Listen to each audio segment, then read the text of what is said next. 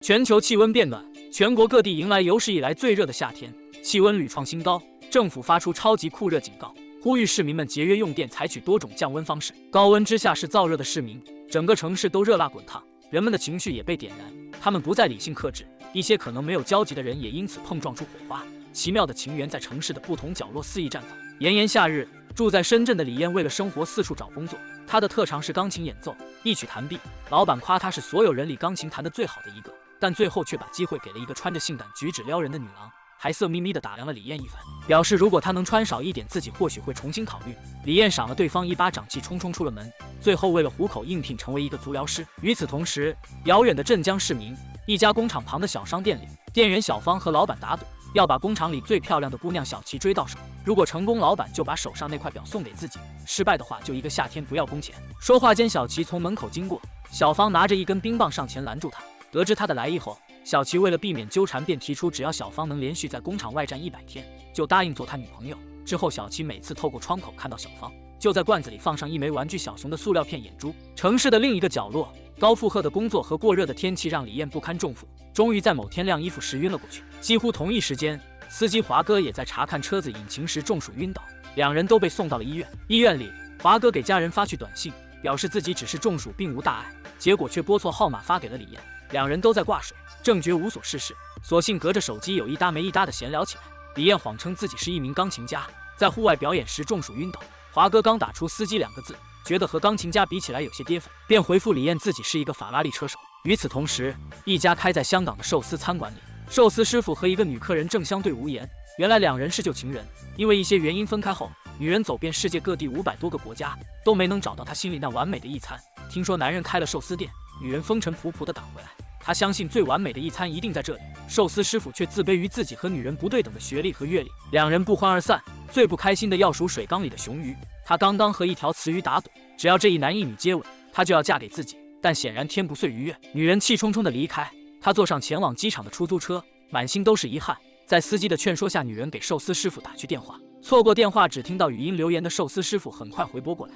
这时出租车却和华哥的车撞到了一起，女人没有再接寿司师傅的电话。寿司师傅决定2周后在店里搞一个名为完美一餐的活动，他让徒弟们尽力造势，一定要让女人看到。此时女人正在计算着寿司师傅打来了几通电话，以前都是他追着寿司师傅，现在也轮到自己享受一下被人在意的感觉。于是女人决定等他打够足以填满便利贴爱心的次数再回复。离寿司店10万8千里的北京，著名摄影师莱斯利正暴跳如雷，眼前的模特让他感觉像一具没有灵魂的空壳，再拍下去只是在浪费时间。模特圆圆也十分不满，大骂莱斯利是个瞎子。翌日，从睡梦中醒来的莱斯利发现自己的眼睛真的出了问题，徒弟大福怀疑是圆圆的诅咒应验了，两人便找到他的住所，却被房东告知圆圆已经几天没回来了，听人说是去了深圳。莱斯利病急乱投医，打算到深圳找圆圆。镜头回到香港跑马地，一位大叔扛着一台粉红色的冷气机来到电器铺子，修冷气的小子名叫阿威，他嗤笑一声表示粉红色很难卖。大叔质问他是不是歧视粉红色，阿威表示只是很罕见。最后两人以400块的价格成交。晚上下了班的阿威骑着自己的小电动车准备回家，一个神秘的飙车女孩从他身边风一样经过，将路边水坑的水溅在阿威身上。阿威骑着自己的小绵羊紧追不舍，抄近路跟着对方来到海边。阿威质问女孩会不会开车，女孩不做理会，将钥匙扔给阿威让他替自己保管，随后便跳进海里。游了一圈回来后，女孩嘴里念念有词地说游到浮台要298下，随后骑着车绝尘而去。女孩名叫叮当，之所以夜泳，是为了帮一个喜欢游泳却又身患重病的小女孩完成心愿，答应等她好起来就一起出去游泳。翌日，叮当来到一家纹身店，他和店主认识已经8年，每年都会在胳膊上纹一个圈。店主不解其意，叮当却不愿多说。同样炎热的镇江市，小芳一连站了20多天，受不住他的以2块钱的价格找了个替身帮自己顶班。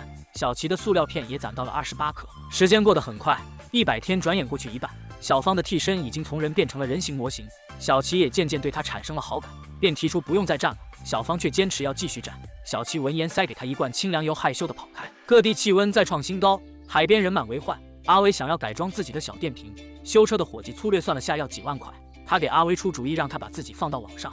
阿威抱着试一试的心态将自己的修冷气生意放到了网上，没想到果然有奇效，不仅生意红火，还受到了电视台的采访。阿威父亲辉叔也在电视上看到了他。辉叔是个长情的男人，一直对去世的老伴念念不忘。老伴牌位前的莲花灯灯胆突然炸裂，这种灯已经停产，辉叔决定赶在老伴生计前给他配一个新的。他跑遍全城，终于找到一个一模一样的。回来的时候无意中碰到阿威，父子俩一直不对付，刚见面就吵了起来。辉叔手里的灯泡也掉到了地上，他气冲冲地甩手离开。阿威捡起灯泡的包装，四处询问有没有这种灯泡，还留下电话叮嘱老板一有货就联系自己。网络营销策略大获成功，阿威这几日赚得盆满钵满。